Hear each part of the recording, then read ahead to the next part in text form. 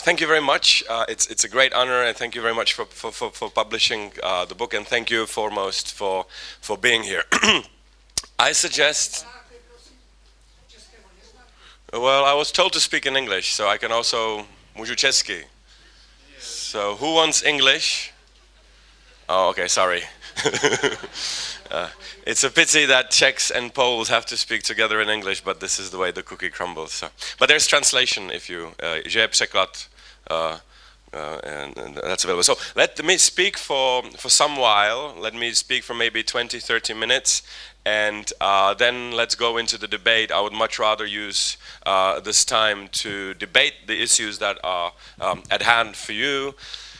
But of course, interrupt me at any time while I'm speaking. That would be more pleasurable for me than having a monologue. This is not the age of monologues anymore. It's the age of interaction, and of course, wisdom should be found in mutual interaction between people that are likely. And can you switch it off, please? I have a terrible feeling that somebody's watching over my back. Okay, so let's really see and start. I want to tell you two stories: the fiscal policy story and the monetary policy story, from the perspective really of maybe the new myths and modern myths, just to show how these things are really interconnected. So today we are in a situation of having a depression, crisis, or whatever you want to call it. Now let's try and see the oldest ever business cycle in the history of mankind, and let's see if there's something that we can learn from it. So the question number one is, do you recall the oldest business cycle in the history of mankind?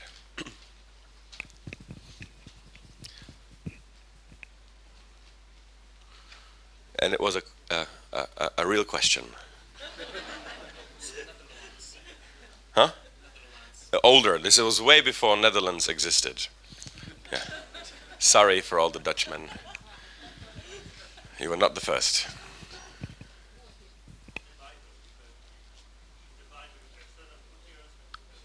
Excellent. Yes, this is Genesis 41. The first book of Moses is the first ever business cycle in the history of mankind. There is nothing older than this. So you know the story. Everybody knows the story, except to connect the story is rarely done. So what happened, just to recapitulate, Pharaoh has a dream. He dreams about, 7 fat cows. I always have to be very careful not to look on anybody. Well, 7 fat cows and 7 lean cows. And he doesn't know what to make of it. So he calls for Joseph and says, can you please explain what this means? And Joseph says, congratulations, Pharaoh. You just had the first macroeconomic prediction in your dream 14 years ahead of time. So, can you switch it? Yeah, good. So in other words, you're going to have 7 years of fast grain, or today we would say GDP. And after that, you will have seven bad years. And Pharaoh says, well, thank you very much. Now give me an advice what to do with it. And Joseph says, well, it's quite easy. In the good years, do not eat everything that grows, so that in the bad years you will not die of hunger. In other words, build grain houses and store your energy in them. This is called saving. When I lecture to my American friends, I always remind them that this word still exists in Wikipedia, and it basically means that before you buy something, you go through this purgatory of actually having to limit yourself in your consumption, and then, of course, invest it. This is a word that we know already very well. Invest the energy into the bad years. In other words, here we are manipulating with energies, and we are shifting them in time. Okay, so far so good. What is the morale of the story? What can we learn today? Well, first of all, the reason for the business cycle. Now, this is something for those of you who have a little bit of education in biblical studies on theology, you know that most of the Old Testament stories were done to show a moral point. Everything that happened was a consequence of moral or immoral deed. This one is one of the rare exceptions. It is not explained why this happened. This is a legacy that we have till today. We cannot say what really causes the business cycle, what really causes the crises. Of course, we have many theories, but none of them explain it to the point that you can actually predict it. The second question is, what revealed the future? So Pharaoh had a dream. What reveals the future today? Models or science. Okay, now, if you look at it, this seems to be very distant from each other. Dream is subjective, it's fuzzy, it's non-scientific, and it's very difficult to understand. It kind of takes in many things, and you dream in pictures, cows in this sense. Whereas models are supposed to be objective, verifiable, empirically tested, and objective. But if you actually take a second thought about it, there is not such a huge gap between dreams and models. What do I mean? Well, let's take René Descartes, the sort of founder of scientific approach. He started this whole approach using also dreams. So he dreamed an ideal which then became the scientific method. Also when we construct our models, in a way we have to close our eyes and dream the relationship which don't really exist in reality. We put plus signs, we're gonna get every third word. Plus signs and this is elections from minus. So models are also not real. Models are pure fiction. It is something that we invent to describe reality, although we know that it's not true. In a way, scientific method uses as if trick. For example, the free fall. When we talk about the free fall, we calculate it much easier when we think as if there is no friction of air. Of course, there is friction of air. We would all die very quickly if there wouldn't be a friction of air. But it's a useful abstraction. It's a useful trick. We trick nature by supposing many of its components away. So in economics, we call it ceteris paribus, and we suppose this and this, that away, and we build the model there. Now, let's get a little bit more practical. This was just sort of a methodological point. The role of economists, and if we agree here that Joseph was sort of a first economist, was never to increase GDP, as it is often wrongfully thought of today. Even the role of political economists was not to increase GDP. The role of economists was to decrease the amplitude of a business cycle. So,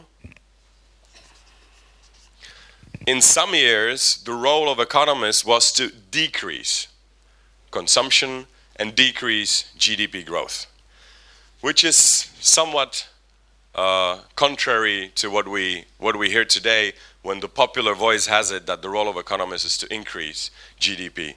We are allowed to increase GDP only here, when it comes to fiscal policy. Okay, now let's fast forward till today, over the span of 3,000 years, and see how we have behaved during this period. We also, as a civilization, had a period of very strong growth. Interestingly enough, this is just a pure coincidence. This period was bracketed by two very significant events. One was 9/11, 2001, and which really changed many things in the world. It is one of the most significant dates that we have. This is also the last year where American budget was in surplus. This is the year when Fed started dramatically decreasing interest rates, and this is the year that the role of America really changed. Now, another important event was the collapse of Lehman Brothers, which is kind of the height of the crises, and this also happened in September of 2009. It was on the 15th, so not exactly 7 years, but pretty close. Now, of course, this I think is a coincidence, and it doesn't by no means mean that the crises will last for 7 years, although it looks more and more like it. What's important here is, what did we do during the periods of high growth? Am I speaking slow enough? Yeah? Okay. During these fat years, and I could easily show you the graph, but I don't have it with me, majority of our civilization not only consumed everything that we had, in other words, enjoyed the GDP growth to the full, but on the contrary, we actually often went into debt. So, fourth point is,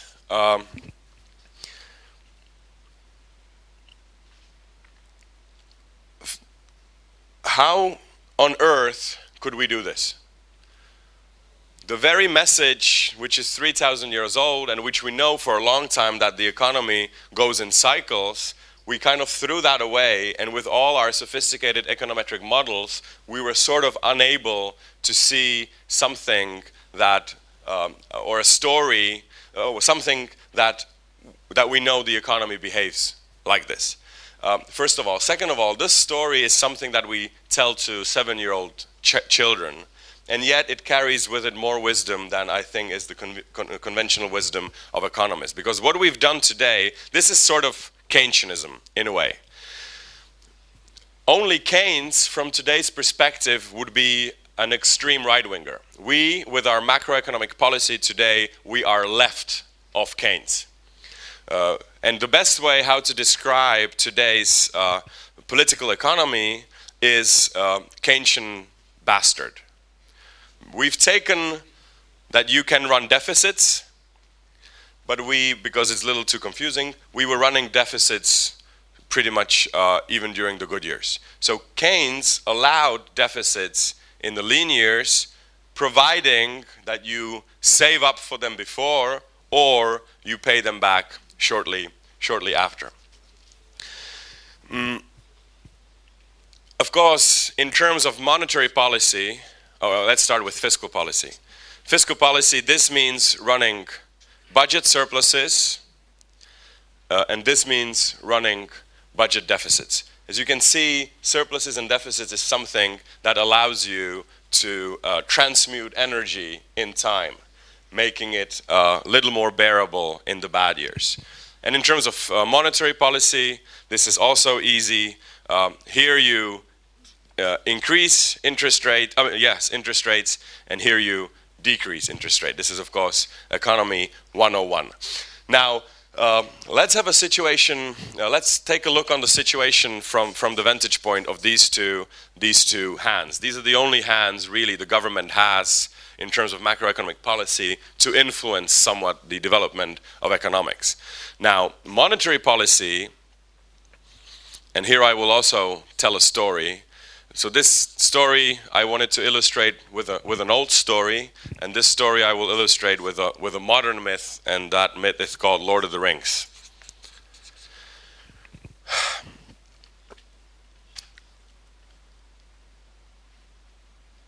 Both of these cannot really increase the energy in the economy. Both of these are sort of cheats, if you want. The only thing they do is they manipulate energy in time. So monetary policy.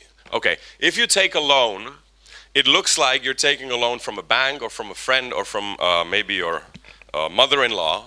But what you're really doing is you're just reshuffling your future consumption, taking it away and laser pointing it to present.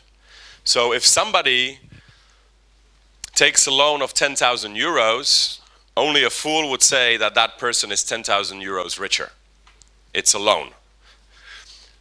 But when the government does this, that's exactly how we perceive it. So government takes a 3% of GDP deficit in 1 year, and let's say that same year GDP grows by 3%.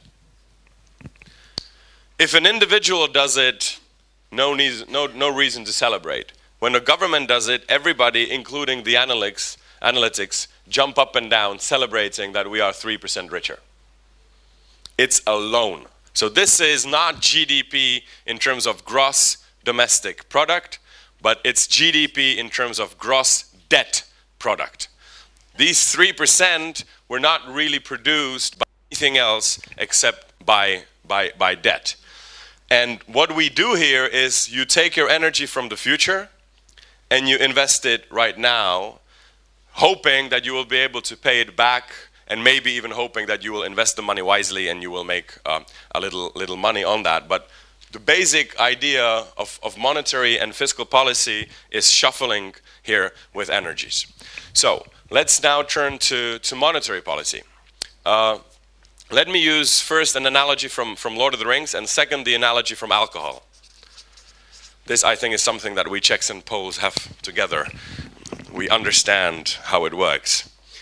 How is alcohol, okay, let's start somewhere else. Monetary policy is basically nowadays interference with the basic interest rate. Interest rate is something that has a very interesting history, and I try to go into it in the book, in the history of thought and in the history of economy. Those of you who've studied a little bit of history of economic thought know that interest rate is one of the first and oldest problems that philosophers and thinkers, when it came to economics, devoted their time. And all of them, starting from Moses, going through Aristotle, even Quran, Vedas, all the way till Thomas Aquinas, they all said the same thing about interest rate. Don't do it. We don't know why. It's treacherous. We don't understand what's happening. We don't understand it. We can't control it. It's a dangerous animal. Do not use it or minimize the usage of it. This is basically the argumentation that Aristotle has. He kind of guessed that it has something to do with time. And even Aristotle here isn't really sure why he doesn't like interest rate. So he uses theological arguments saying, you know, interest rate, money is something that is non-productive, unlike a field. So if you lend money, you're really making interest rate on time. Time doesn't belong to you. Time belongs to God, says Aristotle. And you cannot charge people interest rate of something that does not belong to you. Well, this argumentation is, of course, very weak, and even Aristotle kind of knew it, so he didn't give it too much thought, but I think he got it right that the thing that is at hand here is time. We today have made interest rate a core component, a pillar, if you want, of our societies. Not only practically, our society today would be practically unimaginable without interest rate, without loans, but also in theory, be it manipulation with monetary policy or, you know, calculating wages. In theory, you have to know the interest rate or the marginal rate of productivity of capital in order to sort of come to terms with marginal productivity of labor or wages. Now, what's the problem with interest rate? Why were they so afraid of it, and why are we now so ready to use it? Well, I think the basic problem with interest rate is, again, a dangerous manipulation with time energy. Money travels in time. So, you know, in Star Trek, the sort of beam me up, Scotty, we already have that today, and the transmuting machine is called interest rate. If we didn't have interest rate, you could not shift money in time so easily. Now, how is interest rate similar to alcohol? Well, alcohol can also time travel energy. It can do so only over short distances of time, usually 1 or 2 days. So a specific example, on a Friday evening when you're, very happy, lots of energy, suddenly everybody's beautiful, you know how to sing and you know how to talk to wonderful, strange people that actually talk back to you. We have a common mistake. We think that this extra jouissance, this extra energy is due to alcohol. No, it isn't. The only thing the alcohol does is that it moves your Saturday morning energy onto a Friday evening. But the energy of the weekend is constant. Yeah, you can't really add much more energy here. So drinking alcohol on a Friday evening is quite fine if you know that there's nothing serious happening on a Saturday morning, and we can reasonably predict what's going to happen the next day. Now, it is not very clever to get drunk on a Sunday evening if you have something very important, exams or business travel or important meeting on a Monday morning. So you can only get drunk, so to speak, if you know that you have excess energy to land on. Now, here I think is the problem of interest rate. When it comes to alcohol, it can only shuffle energy, as I already said, over short distances of time, whereas interest rate can do so easily over the span of 40 years. And the thing is, we never know, we fundamentally will never know, no matter how good our models will be, what will happen 40 years later, and if, unfortunately, we might land up with a hangover onto a very important Monday morning, and then, of course, that will have its terrible results. Last analogy, and then I will end. This is, of course, only one story I chose to pick. If you have something very powerful, sometimes it's better not to use it. In Lord of the Rings, there's actually talking about the Lord of the Rings, as an economist, if you read the Lord of the Rings, you immediately have to ask yourself, okay, this trilogy is called the Lord of the Rings, so the proper question is, who is the Lord of the Rings? Who's the CEO? Who's the boss of the ring? So who is the boss of it? Well, who's this book about? Who is the boss of the ring? Is he really? Does he own the ring? Does he master the ring? Yeah, but does he use it? He can't. The whole book is about him being unable to use it. He would very much like to use it, but he would very much like to own it. He created it, but he doesn't own it, and he can't control it. He seeks for it. So who's the Lord? And in fact, if you go down and look at the pecking order, if you destroy the ring, you destroy Mordor. So, who is the Lord of the Rings? The ring itself, exactly. This is called, in psychoanalytic psychology, object petit a. It is something that was created to be controlled. It gets a life of its own. As you know, the ring has a will of its own. It gets alive and it starts controlling you. Now, this is an ancient archetype, pretty much like we, in one of the oldest stories, God created us, we got out of control. We created something, machines, ring, whatever, it got out of control. You can see the same motive in Matrix. We've created some machines to slave us, blah, blah, blah, something happened. They got a life of their own, and now we are enslaved to the machines. Same story from Aladdin and his lamp. He had the jinn to serve him. At the end of the time, the jinn got out, or artificial intelligence, AI. Again, we created robots. They got the life of their own. They started having their own, blah, blah, blah. You can go, even Kundera. Kundera's stories are all linked around one basic topic. Somebody, usually a man, starts usually a sexual game with a female because he thinks it's a game, he can control it, blah, blah, blah, something happens. At the end of the time, the man is a slave of that game, he can't help it, the game is playing him. so to speak. So from a puppeteer, you become a puppet. Unbearable Lightness of Being is a good example. Well, anyway, most of his stories are built around that. Or I don't know if you've seen the movie The Mask with Jim Carrey. That's a good example. The mask starts controlling the owner. Okay, so what to do with the ring of power that is too big a temptation to be controlled? Please mark that none of the great wizards and all the great minds in Tolkien's stories never touched the ring. Gandalf never touched the ring. Galadriel, Elrond, Aragorn didn't touch the ring. Why didn't they use it? This was Boromir's idea. Let's use the ring. Yeah, they were afraid that this would be so tempting that it would be a temptation too difficult for them to carry.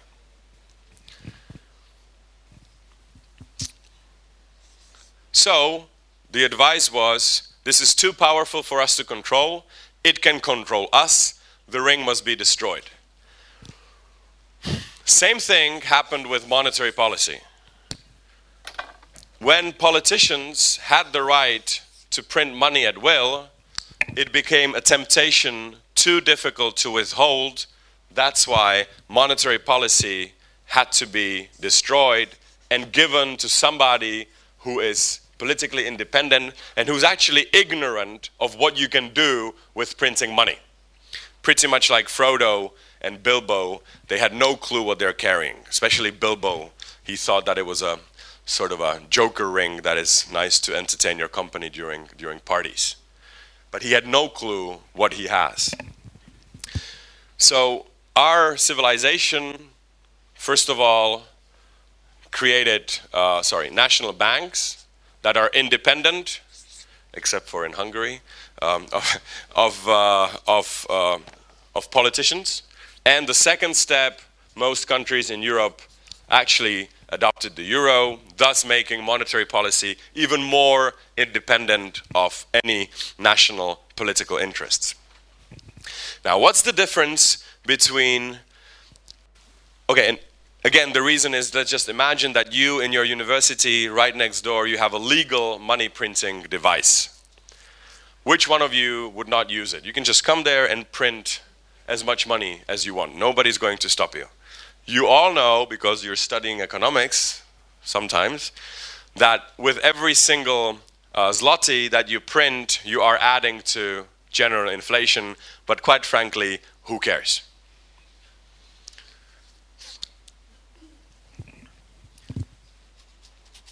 Monetary policy is briefly said, it's the right to the monopoly of printing money. I'm simplifying here, but I hope you take my meaning. Fiscal policy is a monopoly to the right of printing debt.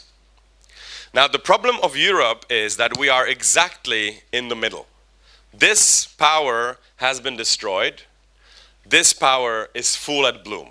This is one reason why we don't have a monetary problem. We don't have a problem with inflation. We don't have a problem with devaluation. We have an excessive problem with debt. Why? Because one hand is tied behind our back and we're trying to do everything we can with the debt hand. And the debate as of today is whether we should lose both hands so that we can fight the crises even with monetary policy, or whether we should also tie the second hand and destroy, so to speak, the ring of power of the fiscal policy. Because at the end of the day, this is printing debt. This is printing money. This is printing debt. There's no reason why politicians, this should have been confiscated, and this still exists. Right. So let me end here, and let's go into the debate. You haven't been interrupting me, so I was very brief. Okay, so this is just one example from the book. There are many like this, but please don't restrict your questions to this only. I open all sorts of debates. If you reach a topic that I don't know, I promise I will say I don't know. Okay.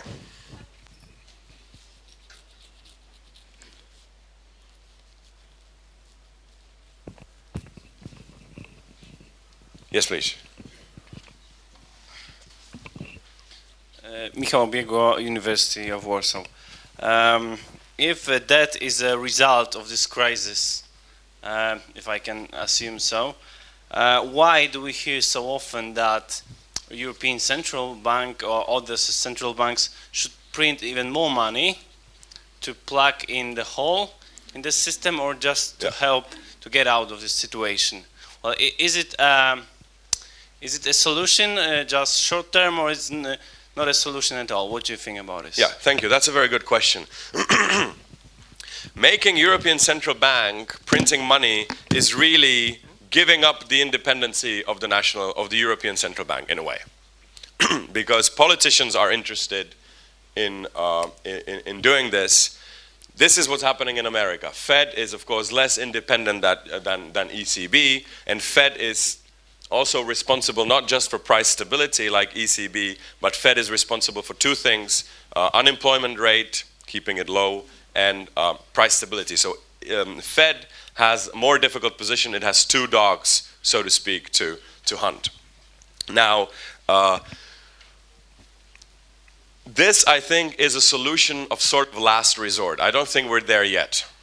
In this way, America is, I think, in a worse situation because they are already using monetary means to fix a fiscal problem. In other words, I like to think of it like, in Europe, we have a hardware problem, and you can't fix it using software. I mean, you can, but it's extremely complicated. And these two things are, of course, linked. Hardware and software need to be together in order to work properly. But if you have a hardware problem, you have to solve it in hardware ways. If you have a software problem, you have to solve it in software ways. So the problem here is overdebting. And the only decent way how to get out of it is to pay these debts. Running through an inflation is sort of a cheat. Even America, printing money or running low levels of interest rate, in other words, devaluating or inflating your currency, is nothing else but exporting your problems to your business partners or to your lenders. Or devaluating the value of money, which is nothing else. Inflation is taxation without representation. It's a fine example of that. But it's also sort of a cheat. Now,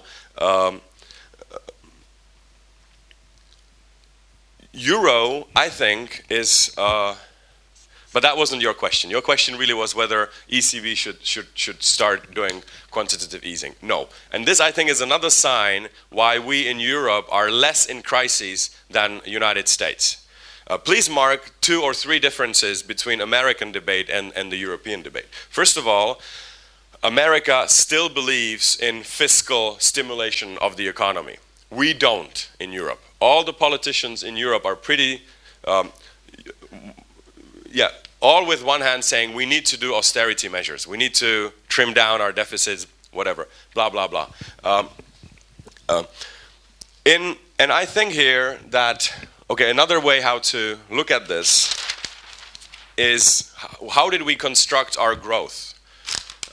It's like a wave. When you have a wave, that wave takes away the water from the surrounding, pushing the water level down and taking sort of the leap. Now, my point here is that this is a nice allegory of what happened with our GDP in the past.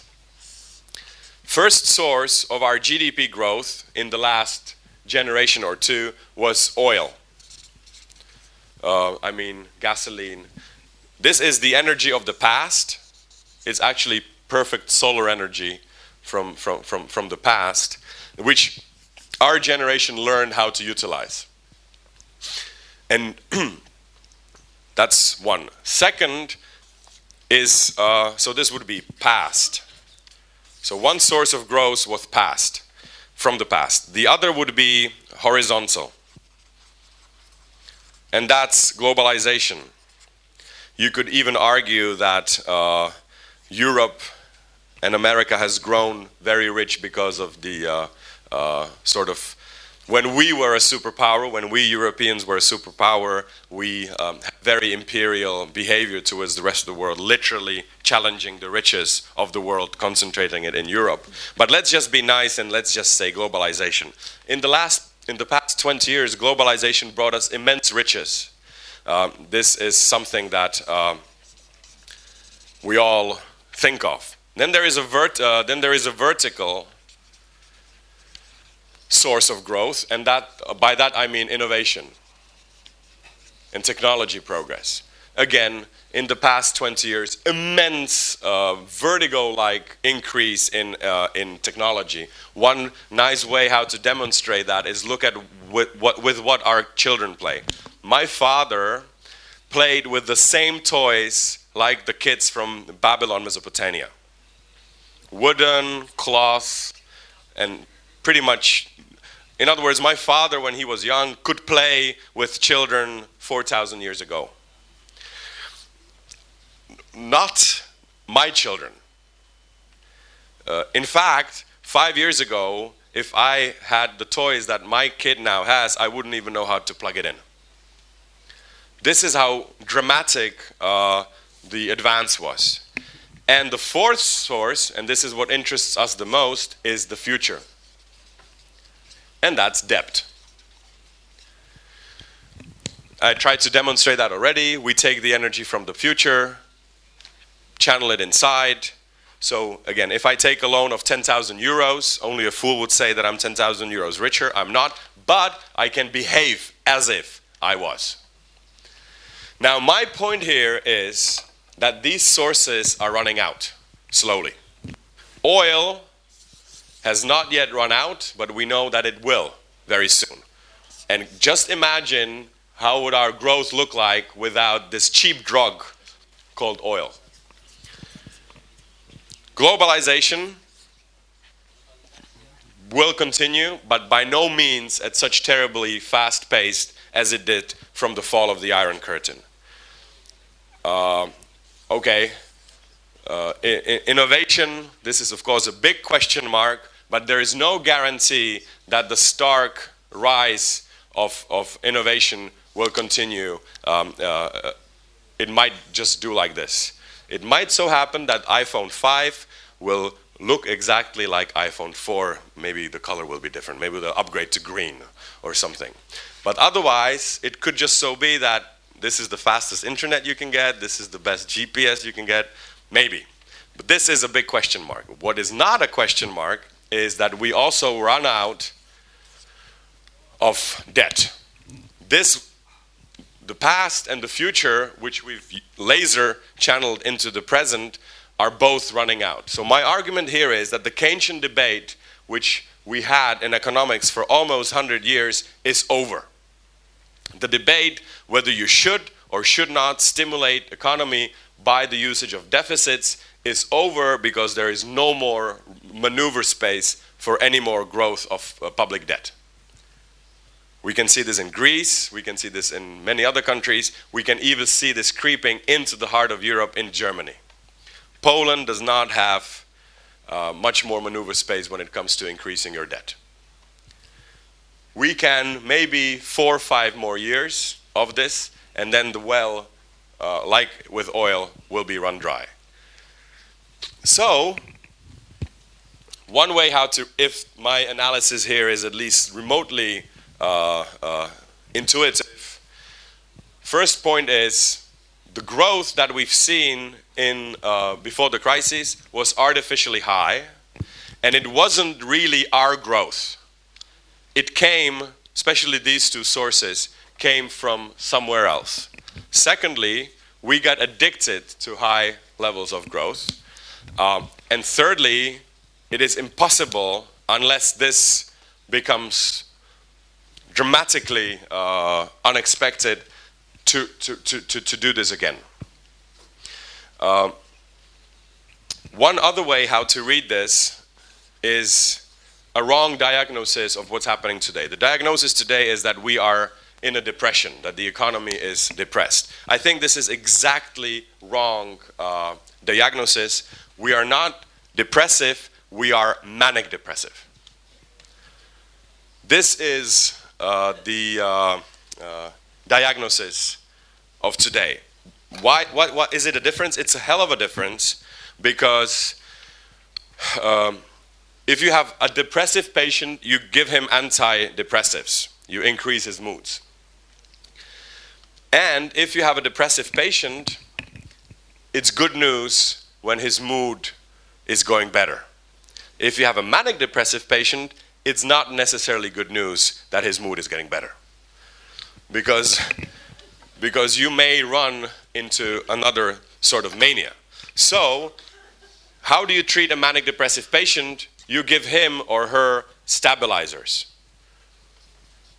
in order to decrease his happy moods and to increase his mood when the time is low.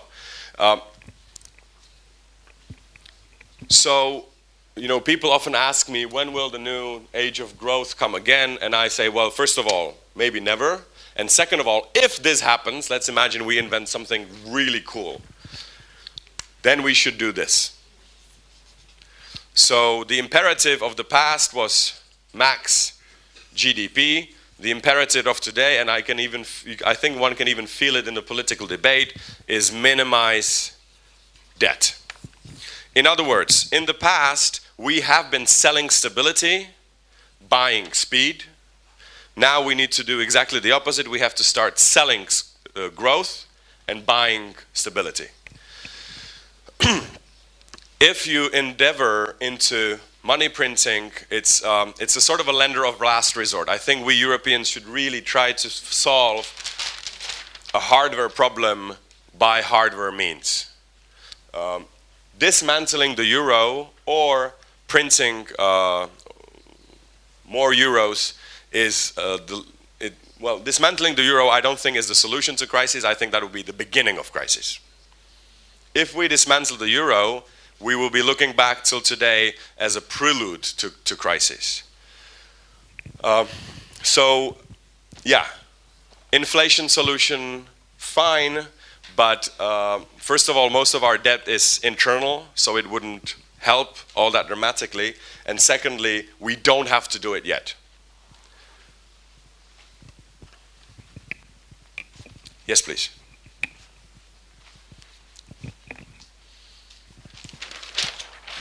Przepraszam, że po polsku. Ta dyskusja, jeśli idzie o wyczerpanie się zasobów... tak. Tak. Jeśli idzie o wyczerpanie się zasobów ropy naftowej, to pogłoski są chyba lekko jednak przesadzone. Natomiast do naszych baranów. Wybór. Dodrukować pieniędzy czy nie dodrukować? To Stany Zjednoczone właśnie to zrobiły, żeby nie spłacać długów i narobiły jeszcze większych długów. Europa tego nie zrobiła, bo nie mogła. Nie mogli tego zrobić politycy, ale tu jest pytanie. Kto dostanie po łapach? I to jest pytanie o odpowiedzialny wybór. Bo jak dokonamy złego wyboru, to my dostaniemy po łapach. Albo dostaną go Amerykanie, to wtedy my będziemy wygrani. No, nie może być, że tak różne drogi prowadzą do tego samego celu. Więc to jest bardzo poważne pytanie. I drugie pytanie o to spłacanie długów, czyli krótko mówiąc zaciskanie pasa, bo nie usłyszałem o zwiększaniu podatków. Bo może to jest odpowiedź.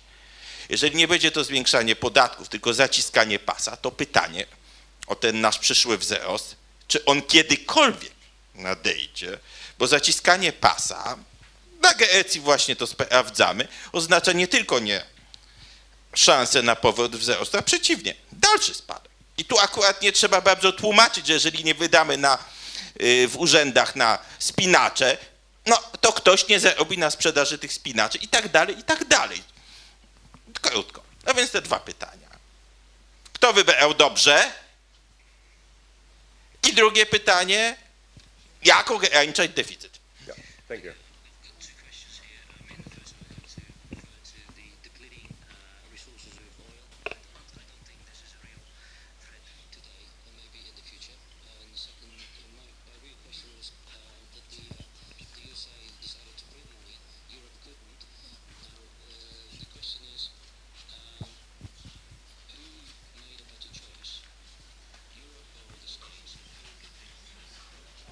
Okay, thank you.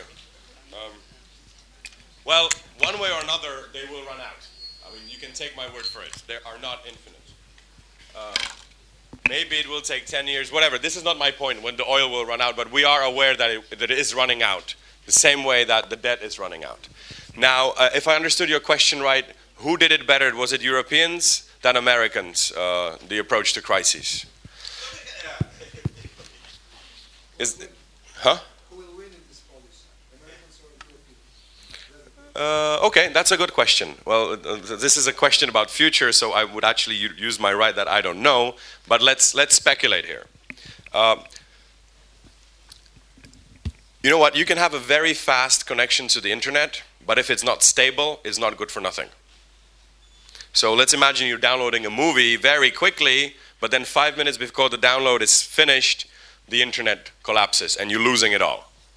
So the question here is, do you want a fast connection to the internet which is not stable, which is, of course, describing the economy today? Very fast but not stable. Sometimes you lose all your money, you know, countries go bankrupt. Or do you want a slow connection to the internet which is stable? It's a big debate, and this, I think, is the debate that at hand. Now, let's compare America with Europe.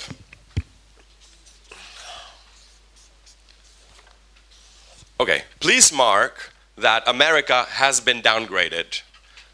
Biggest European economies have not. So if we are to trust the rating agencies at all, which of course is a huge question mark, but they still do have a say. In fact, they have much larger say than the population does. It's, you know, 4 people who sit around the table picking their noses saying, oh, maybe we'll downgrade France. Sarkozy needs to really kneel down and say, okay, what can I do so that you don't downgrade us? And these guys will say, we believe, this is also important, we believe that if you make right wing or left wing, whatever they are brought up with, if you follow our religion, our belief system, then we will not downgrade you. So this is sort of a turning point where a couple of guys that are actually non-elected dictate the behavior of politicians much more than their electorate, actually. Whether this is good or bad, I leave without comment, but it seems to be significant. So, downgrade. Secondly, dollar faces the risk of ceasing to be the reserve currency.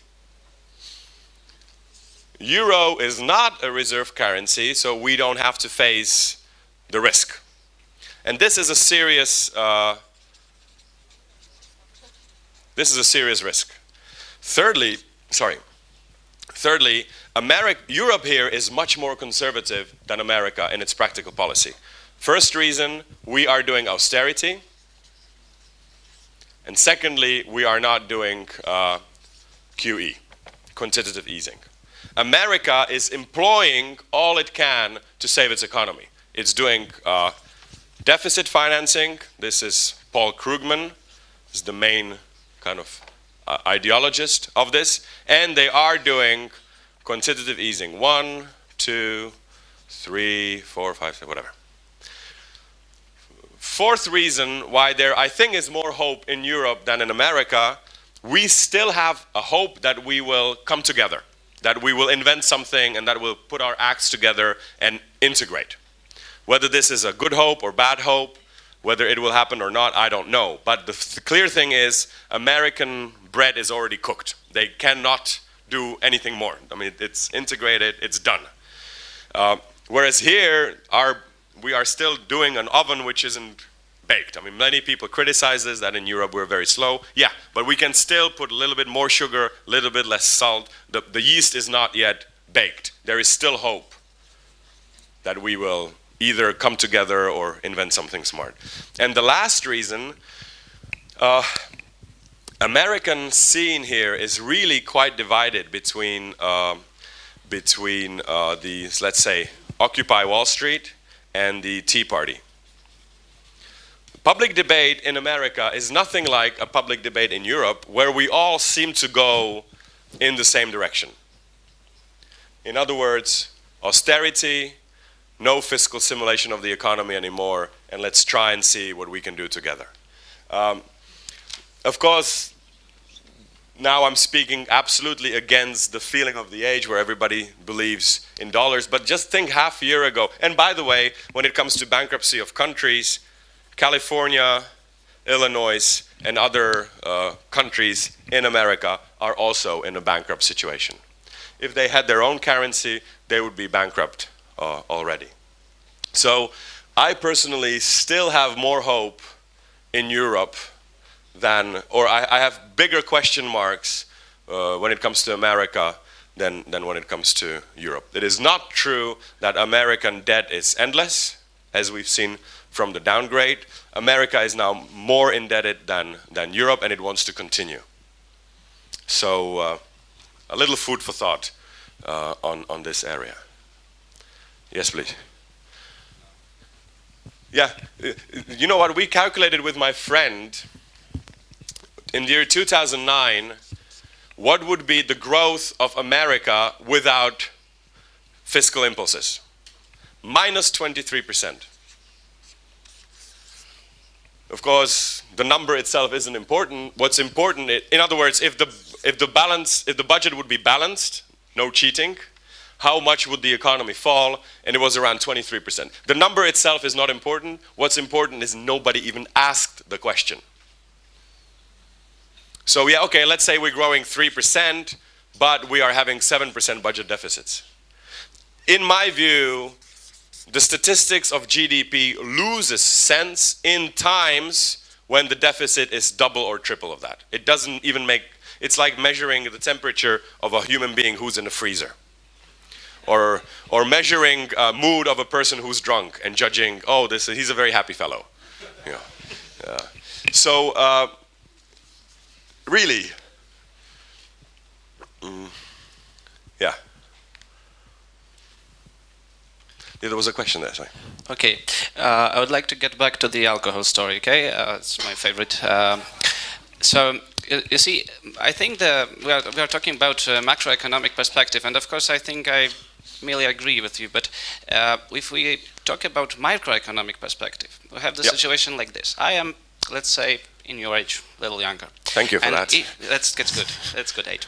And I'm at a party, and I'm having a lot of alcohol, and I'm about to have this supreme overnight chat with my beautiful and bright classmate. And who's a female? Of course. Yeah, okay. You know. I mean, as you like it. Today it's okay.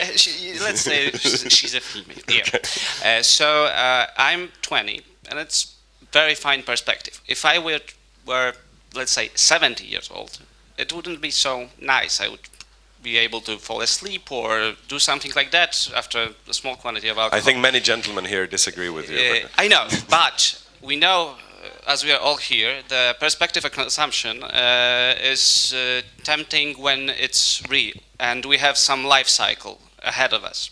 So if we assume we have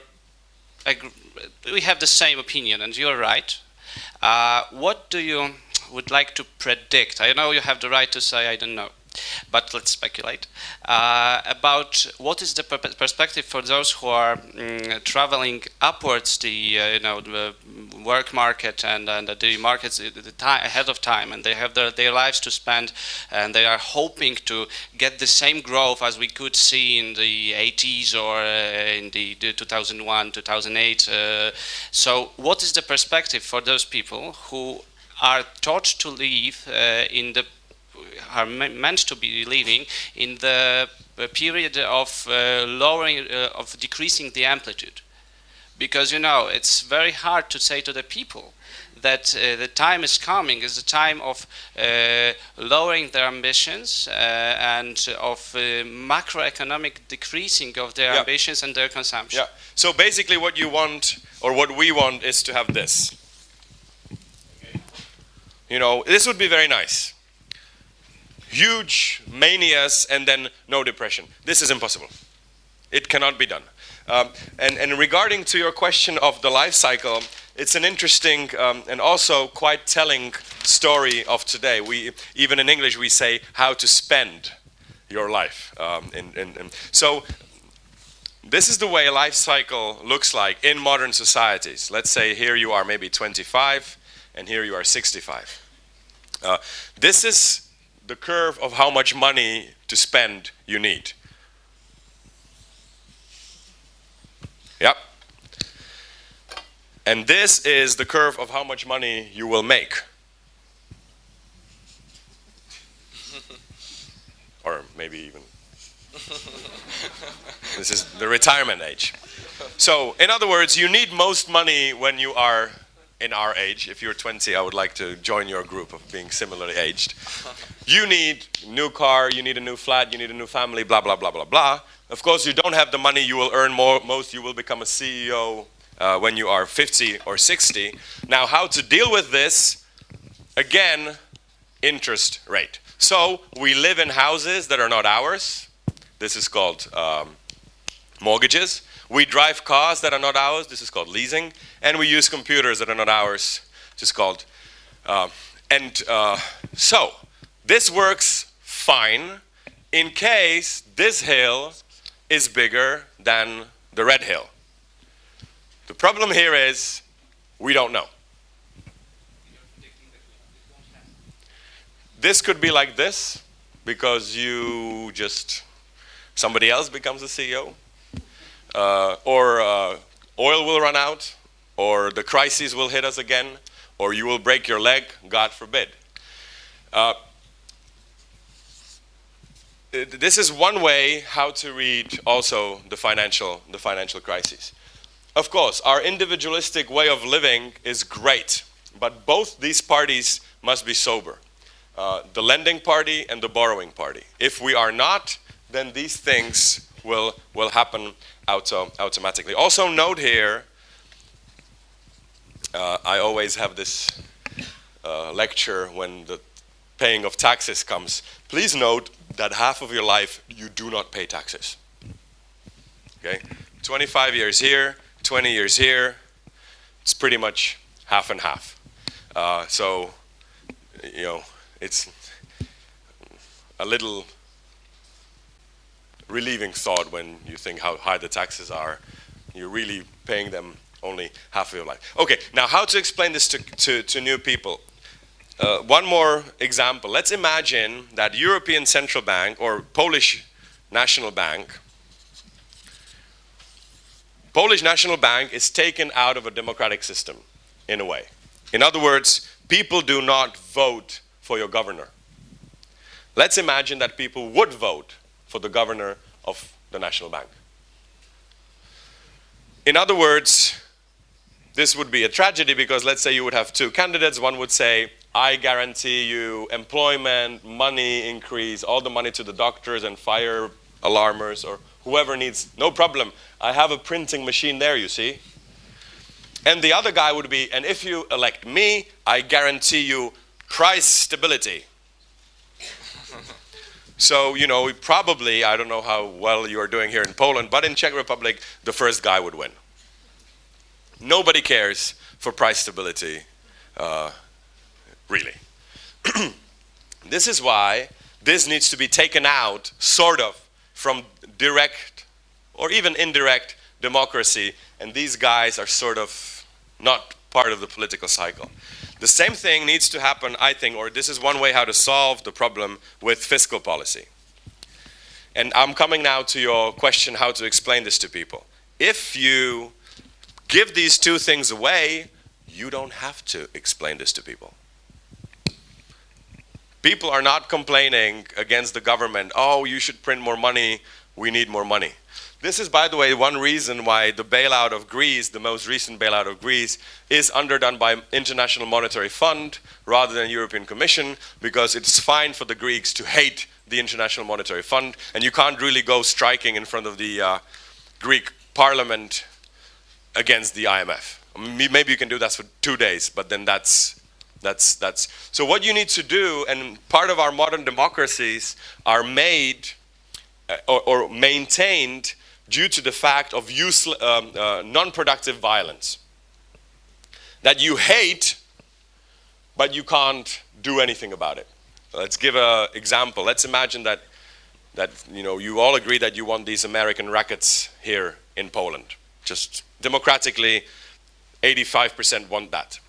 Good, we've decided. Now the second question is, on whose backyard shall we build it? If I let that, okay, guys, you are a democracy, you deal with that yourself, you could probably kill each other over it.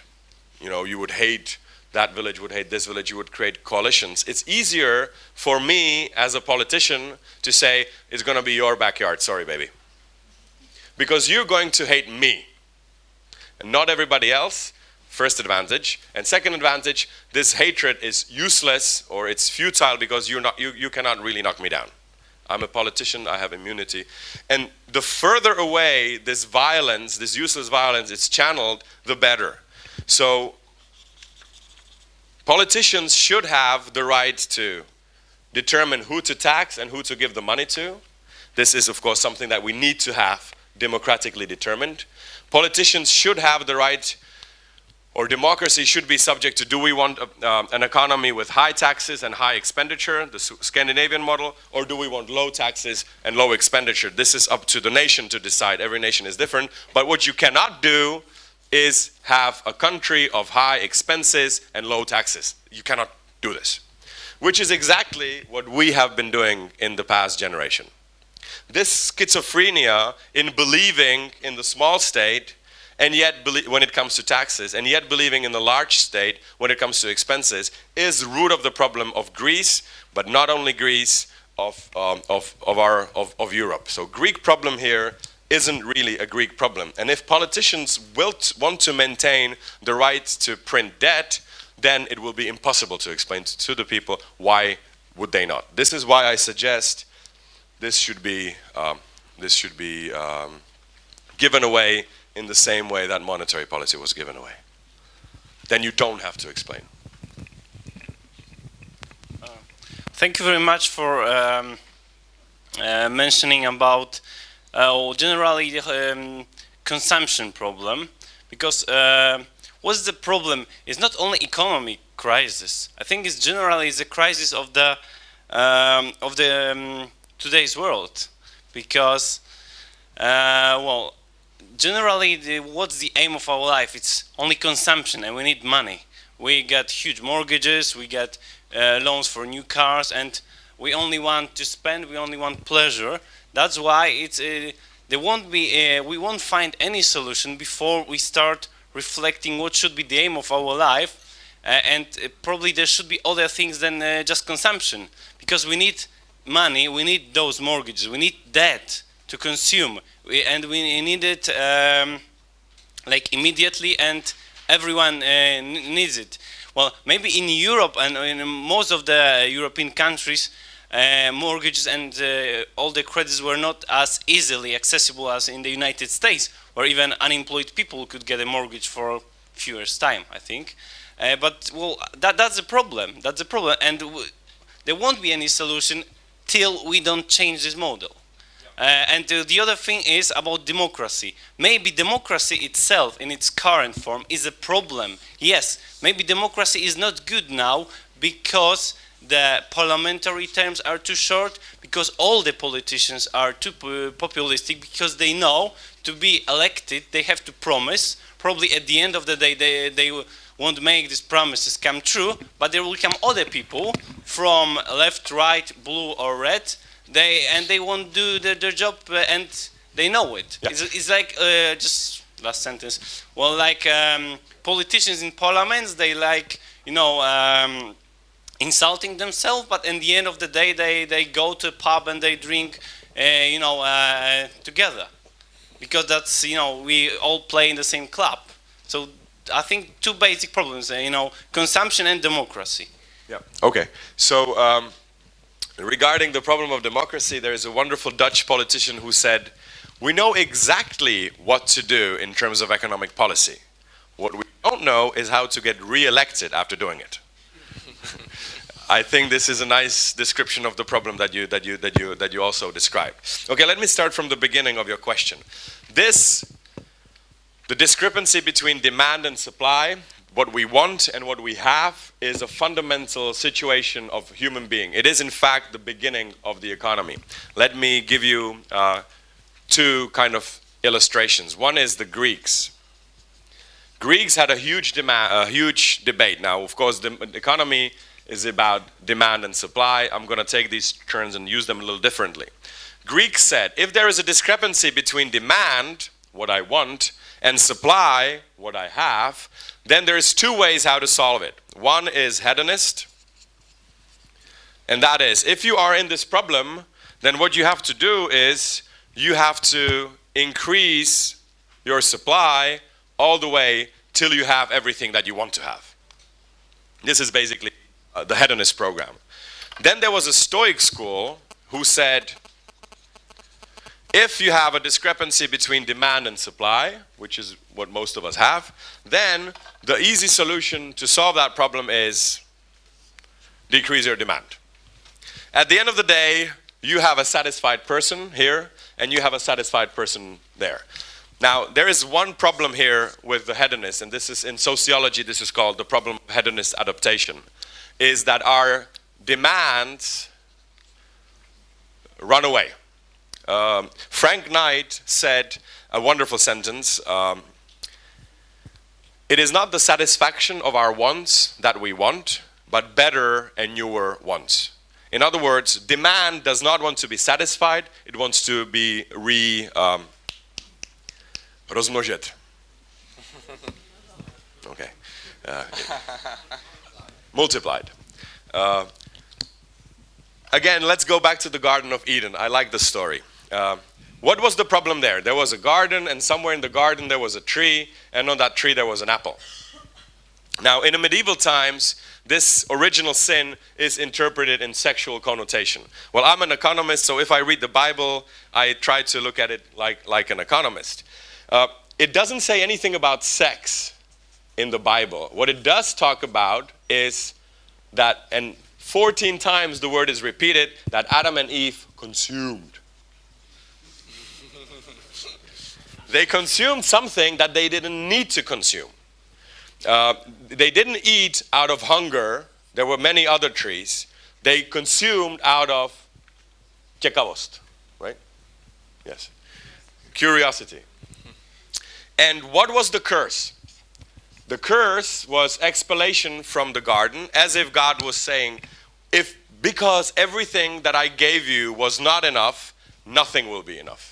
This, I think, is best said in the movie or in the book Fight Club from Chuck Palahniuk.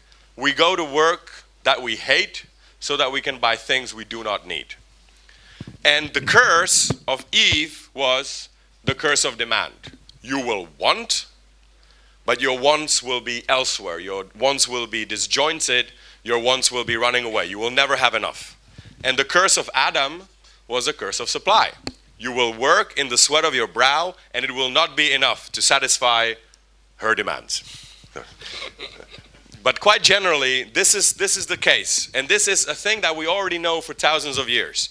Demand has a tendency to not be ours. Demand is somebody else's. In fact, we don't know what to want. Somebody needs to tell us. Somebody needs to wave a picture of Miami to arouse our desire. And no matter how much technology we have, no matter how much we've advanced in substituting our labor, we still do not work enough. The Greeks should work more. The Poles should work more. The Czechs should work more. We have to work more, despite the fact that we are 10,000 times richer than these civilizations that live. Nothing really changed. This, of course, is also a way to describe the behavior in the Garden of Eden. They wanted more than they could. And they exercised it, and this was the problem. So,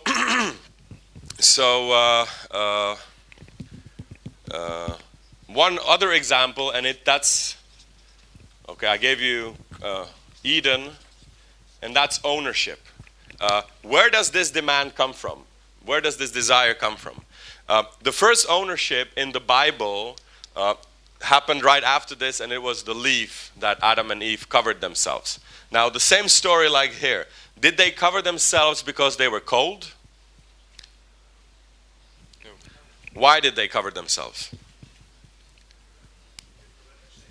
Because they were ashamed. So it was a problem psychological, ethical problem that they had inside, which they compensated for by external things. This is the beginning of economy. This is the first time that, according to the story, that human beings were naturally unnatural. In other words, when they were naked, when they were themselves, they felt unnatural, like us today. This room is warm enough for all of us to sit here naked. If we were to sit here naked, we would feel very unnatural. We feel more ourselves if we have Hugo Boss skin on us. And this is exactly where economy was born. Out of a demand that wasn't there. In the Garden of Eden, you did not have to dress. This, by the way, this similar archetype like I described here is not unique to the Bible. You can find it in the Greek myths. In Techni, when Prometheus is giving knowledge to human beings, he also disturbs certain harmony. Or in the Epic of Gilgamesh, when Enkidu becomes a human being from an animal. Now I'm really, just very briefly, it is said, he gained reason, but the animals ran away from him. In other words, he lost the natural harmony with the nature, with himself, naturalny. How do you say naked in Polish? Nagi, okay, not naturalny or something like that? No. In Czech we say, natural, naked. He loses the balance with his natural surrounding, but he gained reason. And the same thing happens in the Greek myth. Prometheus gives human beings techni, knowledge, and the punishment of gods for that is Pandora and her vase, and in that vase one of the things is the curse of labor. So the only way out of this is to trim our desire, in a nutshell. But the problem is if we trim our desires, we will never grow this fast, because the thing is, no wonder we've been growing. This is sort of GDP equivalent. We've been growing so quickly because we devote 40 hours a week to this. The key engine of economy is discontent. We are not content like Adam and Eve. They were not content with themselves. They needed something. We are also not content with ourselves. We need something. In other words, I don't know if there's any psychoanalysts here, but what I like to do sometimes, I like to take an economic model and behave as if it was a dream. What would a psychoanalyst say? What would a psychoanalyst say if I constantly dreamt about growing all the time? He would probably come to the conclusion that I have a size problem.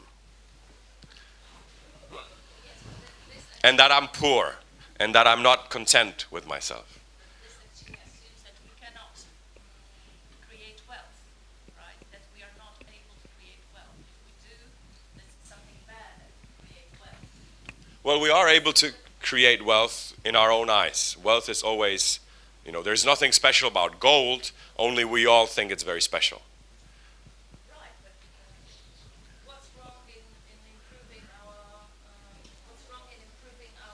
Absolutely nothing. All I'm saying that it's endless. Well, when will we be content then?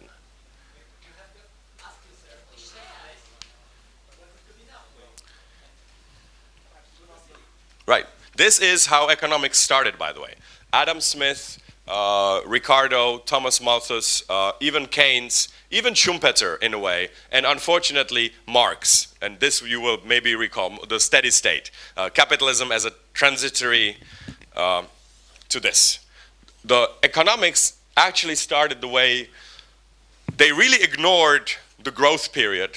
To Marx, this is just capital, it's just a transitory to communism. It's not important. But let's study this. Where is this? The same thing with Thomas Malthus. The same thing with most recently Keynes. I don't know if you've read his Economic Possibilities for Our Grandchildren, which I highly recommend. There he says, okay, Soon there will come an age where we will no longer grow. This is the famous sentence, economists will no longer be the priests of our age telling us what to do, but they will become like plummeters. You know, when the house will be already built, so only sometimes you need an economist to fix a leaking tube. But we will have time to devote to art. This is Lord John Maynard Keynes speaking. And I think this debate was somewhat useful. What happened today is this got completely lost out of the picture, and the only thing we focus on is the GDP growth 1, 2, maybe 3 years ahead of time. I'm not saying this is completely useless. I'm just saying that we've lost this. When will we be content, and what is the system converging to? In other words, let's take what's happening and let's prolong it, and is that a satisfactory state or is it not? This is the main difference, I think, in the classical take on economics compared to the modern take on economics. So yes, of course, I welcome this debate, but it's a non-existing debate. So unfortunately. Thank you very much. And first of all, I would like to congratulate, because the book is, I think, it's very interesting, and especially from my point of view, I'm teaching history of economics here at the Department of Economics. So I find also interesting from the perspective of my students. But I would like to ask you just one very short question, because we are all talking about the crisis in the economy, but many very prominent economists, for instance, Paul Krugman or Dave Colander, they are claiming that maybe we have also some sort of crisis in economics as a science, okay? Because we have a crisis. On the other hand, we have economics as the only social science with Nobel Prizes. Yep. And we have very intelligent economists, professors, etc., and they cannot give us the solution for the crisis. So what's your opinion about, for instance, the Krugmans, yes, saying that economists went astray because we are all using very formal models? Yep. As you rightly said, we are using models like we are dreaming, yes, about the real world. So yep. in a sense, this is also the question about the status of economics as a science. Yep. So, yep. Thank you very much. How many of you are economists, so that I know?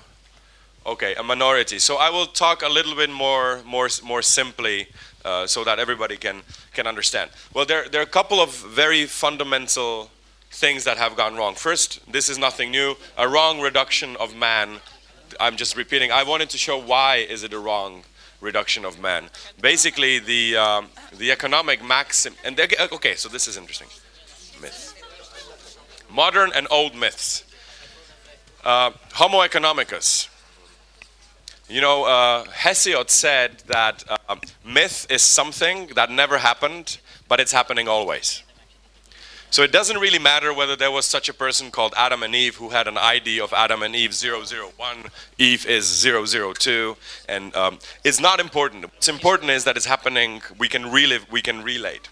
Homo economicus, an exact example of such a myth.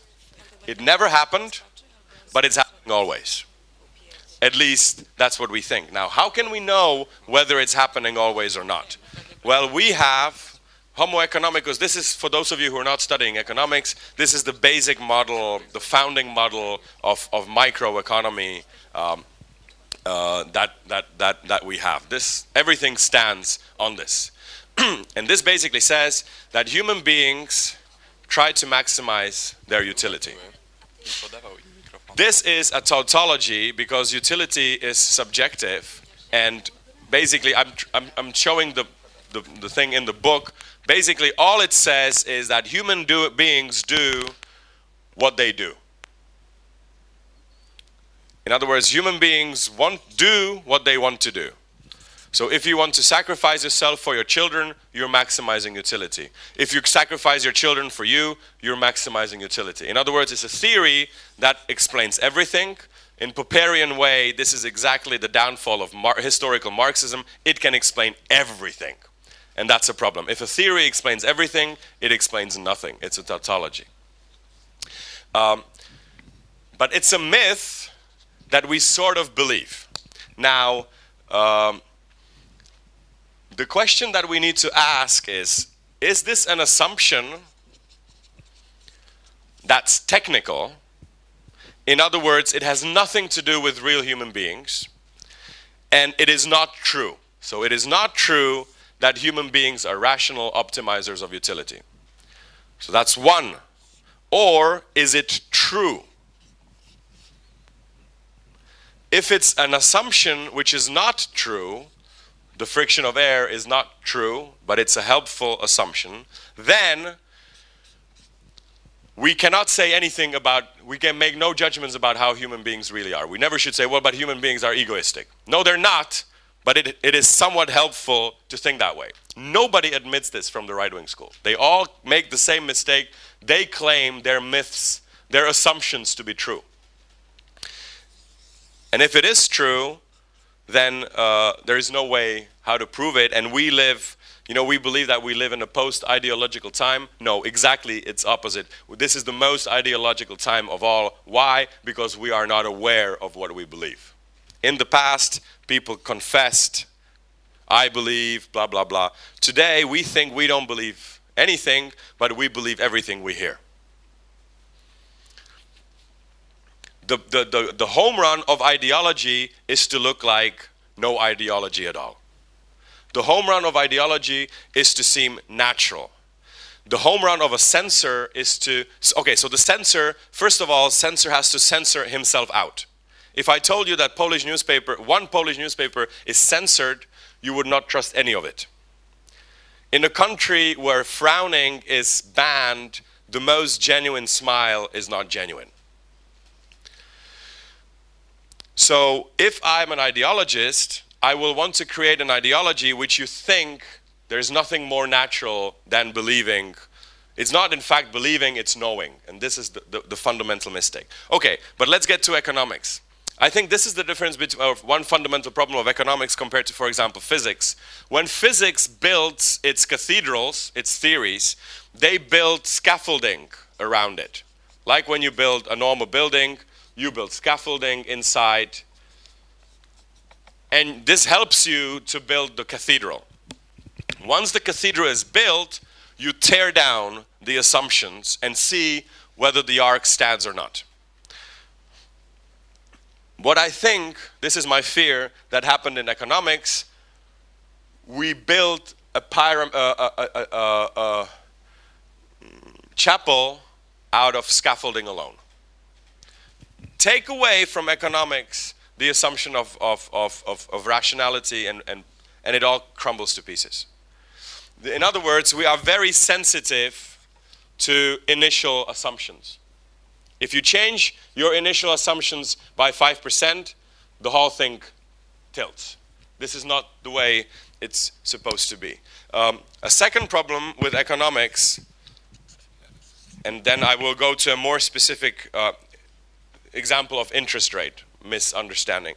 The second misconception of economics is that we calculate with values, but we know that only some of these values have a price.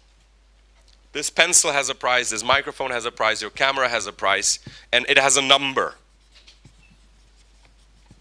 And they are legitimate values that have a price. And then there are other values that do not have a price. Beauty, friendship, aesthetics, clean air, animal rights, whatever. But the thing is, they do not have, they're not hard, they're fuzzy. And we know that life is composed out of both. And you cannot run mathematics on this. It will always be limping if this is the case. In other words, you put an equation and you know that a significant part of it is missing, but never mind, we cannot calculate it anyway, so let's come to the result. I mean, is it clear or should I give an example? For example, Example. Okay, Prague is a city, and we have a beautiful view on the castle from the bridge. This does not have a price. The beauty of the view that we and tourists see does not have a price. Now, somebody could come and say, okay, if I put a big advertisement around the whole castle, it will cost me, I don't know, 100 units, and the profit from the adverts will be 1,000, so the profit will be 900 units. I should do it. You know, minus 100 plus 1,000 equals 900. This is a clear-cut deal. What we've done here, we've only included all that we could include. And we didn't include things that we couldn't include, such as the beauty of the view. Now, the thing is, we don't know the value of the beauty of the view. If we knew, then this equation would end up P minus 9,000, for example, and we wouldn't do it. This is why here comes the government and says, no, it is not allowed. If we had way how to estimate this, then maybe it would be 901, and in the case that, you know, the Catholic deteriorates a little bit, we should, whatever. But you get my meaning. In other words, we're running our calculations on one side only and the other. So this makes no sense, and our spirits need to tell us this. The politician has to, or even an idea of doing this would not reach anybody's mind, because our spirit or whatever tells us this would be a waste. Or a politician must say, no, we will not do this. But you can't run economics. You must have more than economics on this. And the third example is interest rate. Okay, we were already talking about this in the morning. The whole interest rate is calculated around the probability of bankruptcy. What you do then is you have credit default swaps, which also channel around the probability of bankruptcy. But when bankruptcy actually happens, none of this is true. So in other words, our interest rates have been artificially low, and credit default swaps really were not insuring what they were thinking that they were insuring. So in other words, I could go as far as to say that the whole game of interest rate of sovereigns was a hoax. That we calculated very precisely to the basis points, to the hundredths of 1 percentage point, we were calculating something that was absolutely fundamentally philosophically wrong. Like an airbag that works very well on all occasions except for car crashes. We thought we have an airbag, we didn't. Or no, maybe it's the other way around. You know, if you drive, anybody drives a motorcycle? Okay, they have this saying that if you don't think you need a helmet, you probably don't.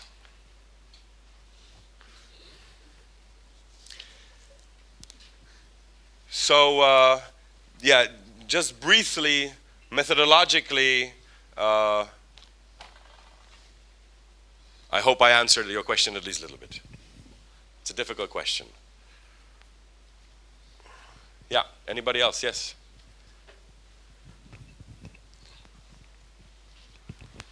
Hello, I'm a student of the Department of Economics of University of Warsaw. I happen not to agree with you because if I buy, for example, a computer, my utility of buying the computer is what can I do with it? So I can somehow translate it to money for myself, and it's the same. How about your girlfriend? Can you translate that into money? Well, that's a tricky question, but I'm afraid I could do this. I happen so what's the value of your girlfriend? I happen to believe that we can, in fact, perceive everything that surrounds us in terms of money. For example, if I have left my wallet only with money in a restaurant, and now I'm on the other side of the city, and it's raining badly, let's just say. So depending on what is the contents of my wallet, I may go back to the restaurant and take it back, or leave it there. Absolutely. So it's the time, it's weather. Yep. This doesn't translate directly to money, but still I can make a decision what to do. Yep. So even if it's not a conscious decision, we can always somehow value things. Well, the case of external effects, that's the quite common issue in economics. So you know what I'm going. right now. Well, but you're not going anywhere further than I did, because I said there are No, I'm certain not. values that you can calculate. For example, the value of your wallet. This is an easy case. Yes. But there are other values in our lives that we cannot put a price to. You cannot trade them. Your girlfriend you wouldn't trade for. No, I wouldn't. Yes, you would? No. Okay, there you go. So, But that's my personal valuation. yeah, but you can't evaluate. Okay, let's imagine you come to your. Let's take another example. This is the market and this is your family. But if I may interrupt you, because I had a more serious question, and supposedly Okay, so wait, I need we to- are scarce of time. So let's drop this issue. And my question direct would be is that microeconomics failed us badly. That's I think my lecture in fact asked you that. What is now the new approach of economics to handle things? Because microeconomics failed us.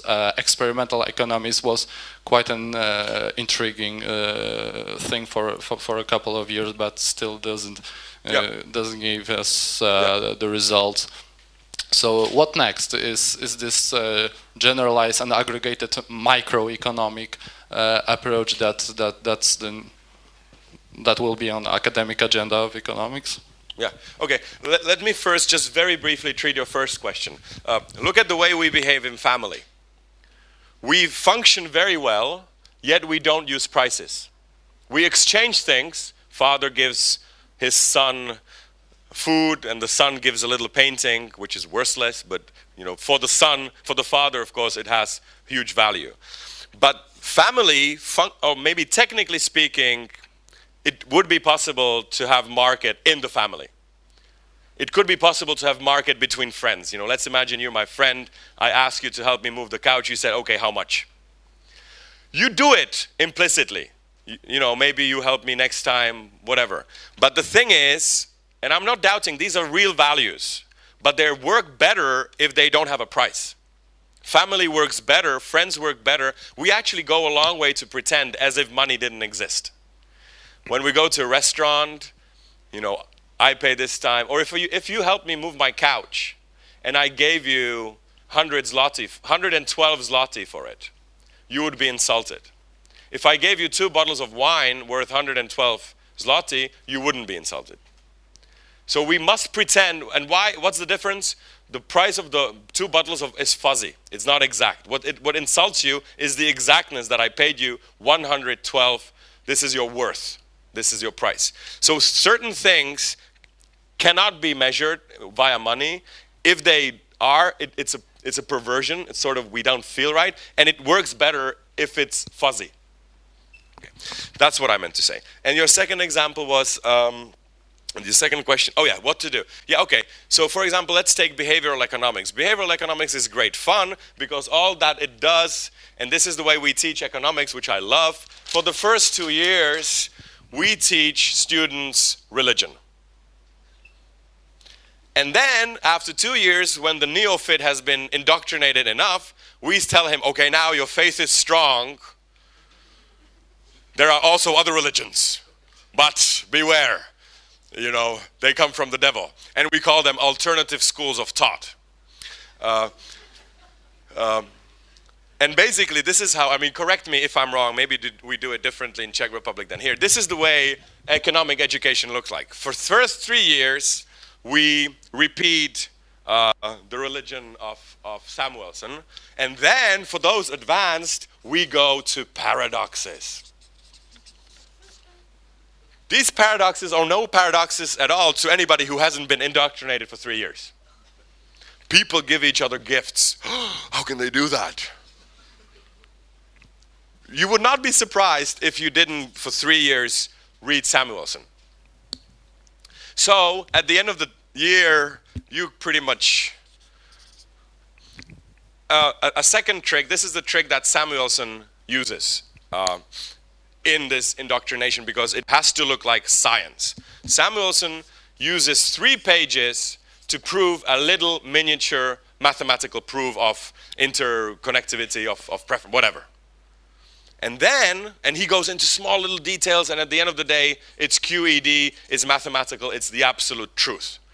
And then somewhere in between these 3 pages, he says, human beings are free and rational. Let's continue. How could you possibly say that?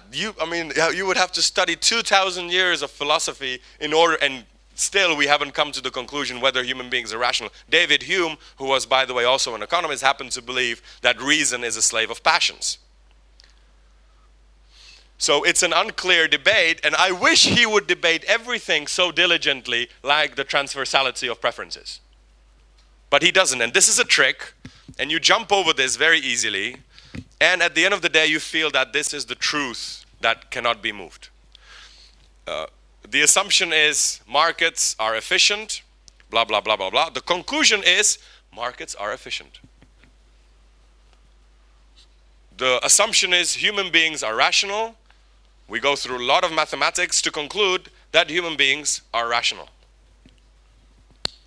Is this not the method of economics? Often. You know, we say shit in, shit out. Okay, do we have time for one more question? Okay. Ostatnie pytanie. Good. Oh. Do you see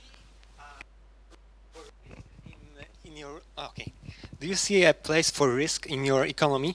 I happen to agree with one sentence that all growth is a result of risk taking, and you say often that we need to move more carefully to grow slower in order to have more stability. But when there is no growth, we all stay in the same position, and for some people that is very uncomfortable position. Yeah, yeah. We may stay in our position because it is a nice place. We are at the university, but for many people, that is the place they're currently in is very unsatisfied. Yeah. Okay. Yeah. Just so that you know, this is tobacco. Okay. Anybody who's interested can test it. That's a very good question. Yes, of course, we live in the risky world. You cannot go home without facing certain amount of risk. In fact, even sitting on that chair, you're facing huge risks because, I mean, look who's sitting next to you. And risk is fundamental. The problem is that we try to minimize risk. The home run of a model is to minimize risk. Really, what you want from a model is to give you an answer to risk taking that will be minimized. Once.